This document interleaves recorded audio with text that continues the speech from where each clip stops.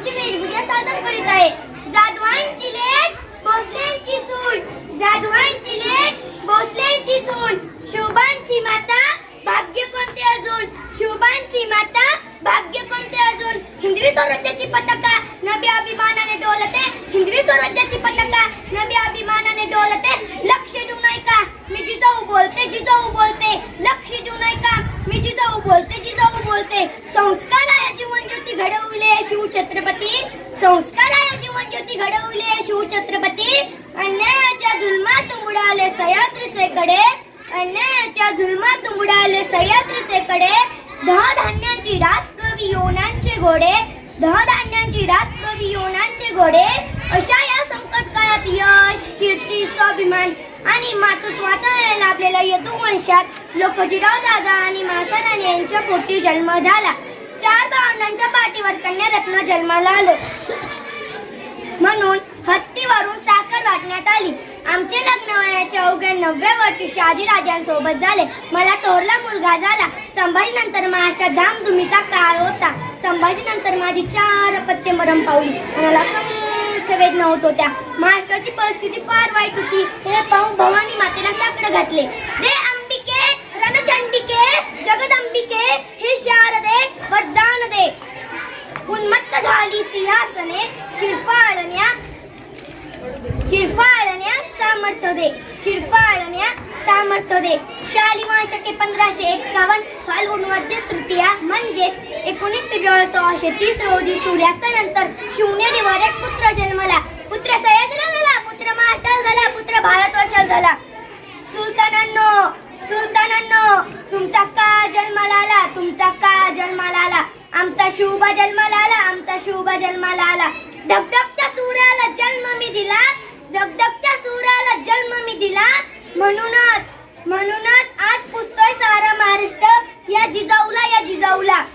वाघिणीचं काळीच माझं वाघ माझ्या पोटी, वाघिणीचं काळीच माझं वाघ माझ्या पोटी. स्वराज्याचा ध्यास माझ्या मनी, जगदंब जगदंब जगदंब माझ्या ओटी.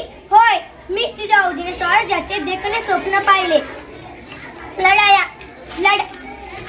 लढाया निजामशाहीच्या, आदिलशाहीच्या, सुलतानांच्या. युद्ध कोणाचे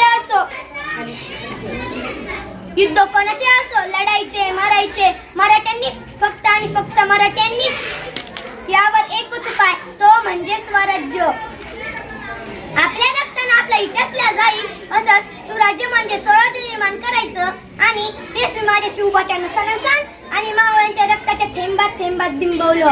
होय, मी जिजाऊजीने स्वराज्यासाठी लढणाऱ्या प्रत्येक मावळ्याला शिवबासारखे प्रेम केले. मी माझे उभे आयुष्य या स्वराज्यासाठी जडणघडणीसाठी पणाला लावले. आपल्या सौभाग्यास नाही तर आपल्या पोटचा गोळा या स्वराज्यावर ओळून टाकला. होय, मी जिजाऊजीने एक पत्नी म्हणून धैर्याने शौर्याने शहाजीराजांना साथ दिली. तशीच शिवबाची जबाबदारी एकटीच्या खांद्यावर घेतली. प्रसंगी तलवार हाती घेतली. माझ्या आबासाहेबांनी मला तलवारबाजी, घोडेस्वारी उत्कृष्ट प्रकारे शिकवली होती. जेव्हा माझा शिवबा पन्हाळगडावर अडकला, 3 महिने झाली तरी माझ्या शिवबाची सुटका होईना, तेव्हा मी स्वतः घोड्यावर स्वार झाले.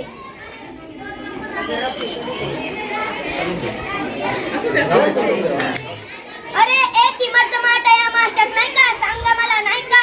हाच का तो महाराष्ट्र इथं हिंदवी स्वराज्य निर्माण केलं. आम्ही नेहमी ऐकत आलो, शिवबा तुम्ही पुन्हा जन्माला यावं, शिवबा तुम्ही पुन्हा जन्माला यावं.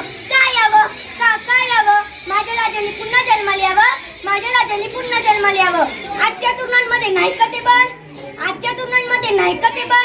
माणसानं जगावं कसं हे शिवरायांनी सांगितलं, माणसानं मरावं कसं हे शंभूबानं सांगितलं. 1000 गाव छेडून एक खिंडीत बाजी बाकी आहे.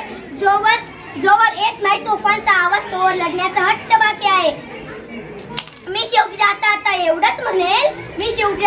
एवढंच म्हणेल, या स्वराज्यात सुराज्य झालेला पाहण्यासाठी पाचारच्या समाधीतून मी पुन्हा येईल आणि हजारो शिवमातांना प्रेरणा देऊन जाईल.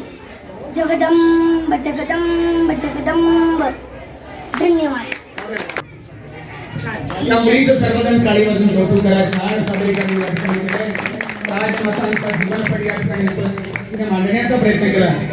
बाळराजे कसे जन्माला आले, त्यांनी कसं शौर्य गाजवलं, या सगळ्या गोष्टी तिने कथन केल्या. तिच्या मनोगतानंतर, तिच्या सादरीकरणानंतर प्रातिनिधिक स्वरूपामध्ये गावचे विद्यमान सरपंच माननीय विठ्ठलराव दळवी सर या जयंती दिनी आपले बहुमोल मार्गदर्शन या ठिकाणी करतील आणि त्याने करावं अशी मी त्यांना विनंती करतो.